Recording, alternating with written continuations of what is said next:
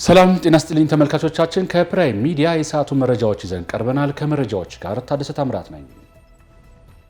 ሀገራዊ ምክክሩ በዘመናት መካከል አንድ ጊዜ ብቻ የሚገኝ እድል በመሆኑ ለስኬቱ ያለ ልዩነት ልንረባረብ ይገባል ሲል የሕዝብ ተወካዮች ምክር ቤት አስታወቀ። የኢትዮጵያ ሀገራዊ ምክክር ኮሚሽን የሀገራዊ ምክክር ጉባኤ ለመጀመር የሚያስችለውን ዝግጅት እያጠናቀቀ እንደሚገኝ በሕዝብ ተወካዮች ምክር ቤት በተደረገ ውይይት ላይ ተገልጸዋል። ውይይቱ የትግራይን ክልል ጨምሮ አንዳንድ ቀሪ ተግባራትን ፈጥሮ በማጠናቀቅ ሀገራዊ የምክክር ጉባኤ በአጭር ጊዜ ማስጀመር በሚቻልባቸው ጉዳዮች ዙሪያ ሰፊ ምክክርም ተደርገዋል።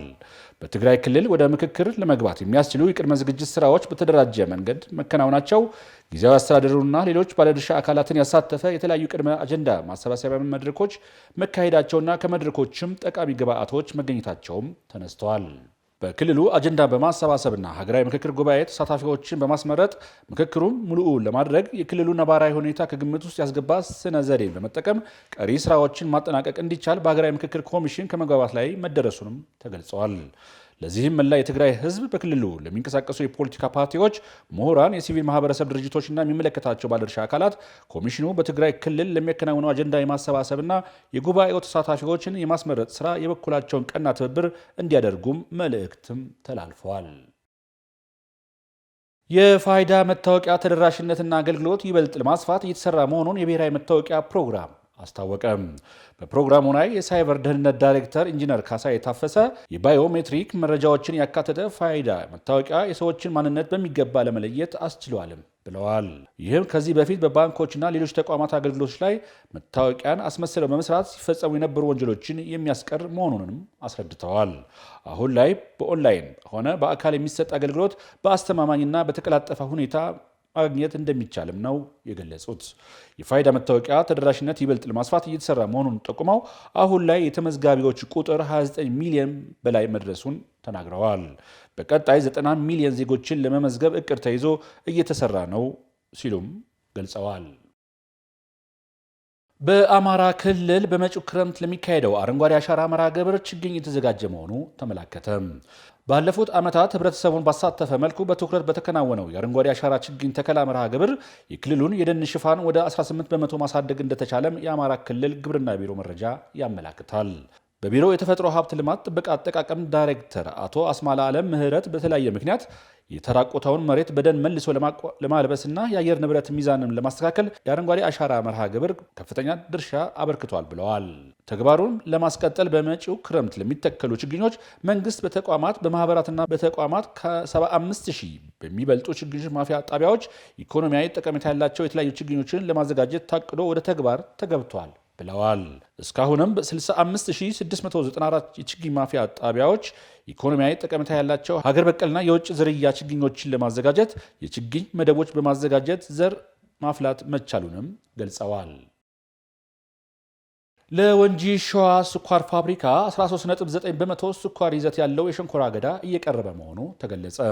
የወንጂ ስኳር ፋብሪካ ዋና ስራ አስኪያጅ ጽህፈት ቤት ኃላፊ ኢዩኤል ሎላንጎ ሸንኮራ አገዳ ወደ ፋብሪካው የሚያጓጉዙ ማሽነሪዎችና የፋብሪካው ጥገና ስራ መጠናቀቁን ተከትሎ የማምረት ስራ መጀመሩንም አስታውቀዋል። በዚህ መሰረት ፋብሪካው የስኳር ምርት እያወጣ መሆኑን ነው ተናግረዋል። ፋብሪካው በያዝነው በጀት ዓመት ሸንኮራ አገዳ ፈጭቶ በ21 ሰዓት ከ20 ደቂቃ ውስጥ ስኳር ማምረት መቻሉንም ጠቁመዋል።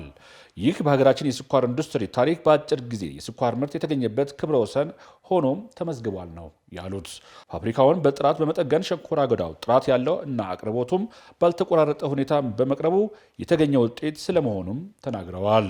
ለዘንድሮ ስኳር ማምረት ስራ በአማካኝ 13.9 በመቶ የስኳር ይዘት ያለው ሸንኮራ አገዳ ለፋብሪካው እየቀረበ መሆኑንም አመላክተዋል። ተመልካቾቻችን ከፕራይም ሚዲያ የሰዓቱ መረጃዎቻችን ይህን ይመስላሉ። ከውጭ ምንጮች ደግሞ ወዳገኘናቸው መረጃዎች እናልፋለን። አሜሪካ የኮሎምቢያ ተዋጊዎችን ለሱዳን ጦርነት መልምለዋል ባለቻቸው ላይ ማዕቀብ ጣለች። የውጭ ሀብትን የሚቆጣጠረው የአሜሪካ ግምጃ ቤት እንዳስታወቀው በዋናው የኮሎምቢያ ዜጎች የሆኑ 8 ተቋማትና የግለሰቦች ከሱዳን ጦር ጋር እየተፋለመ ላለው የሱዳን ፈጥኖ ደራሽ ኃይል RSF ድጋፍ ሲያደርጉም ቆይተዋል።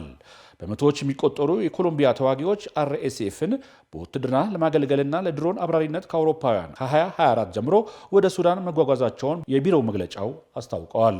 ባለፈው ዓመት የኮሎምቢያ ፕሬዚዳንት ጉስታቭ ፔትሮ ለገንዘብ ሲሉ በውጭ ሀገር የወጣቶችን ደም የሚያፈሱ በወንጀል ሊቀጡ ይገባል ብለዋል።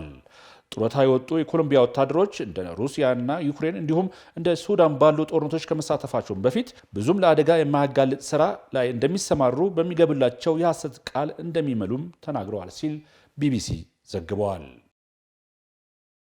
ሩሲያ በ5 ዓመታት ውስጥ ኔቶን ልትወጋ ትችላለች ሲሉ የጥምረቱ ኃላፊ አስጠነቀቁም። የሰሜን አትላንቲክ የጦር ጥምረት ኔቶ ዋና ጸሐፊ ማርክ ሩቶ የህብረቱ አባል ሀገራት አስቸኳይ ድርጊት የሚወስዱ ከሆነ የወደፊቱ መንገዳችን አደጋ የተላበሰ ነው ብለዋል። ሩቶ በጀርመን በርሊን ባሰሙት ንግግር አሁን ላይ ኃይላችን የምናጠናከርበት ጊዜ እንጂ የደስታ ጊዜ የምናሳልፍበት አይደለም ሲሉም ተደምጠዋል። ዛሬ ከፊታቸው የቆምኩት ኔቶ የተጋረጠብንን አደጋና ጦርነቱን ከመጀመሩ በፊት እንዴት ማስቆም እንዳለብን ለማሳወቅ ነው ያሉት ዋና ጸሐፊው ከባድ ጥቃት ከሩሲያ ተደግሶልናልም ብለዋል። አንዳንዶቹ አስቸኳይነቱን የተረዱ አይመስለኝም፣ ሌሎች ደግሞ ጊዜው ከኛ ጋር እንደሆነ ያስባሉ፣ ግን አይደለም፣ የድርጊቱ ጊዜ አሁን ነው ሲሉም አስጠንቅቀዋል ሲል ሮይተርስ ዘግበዋል።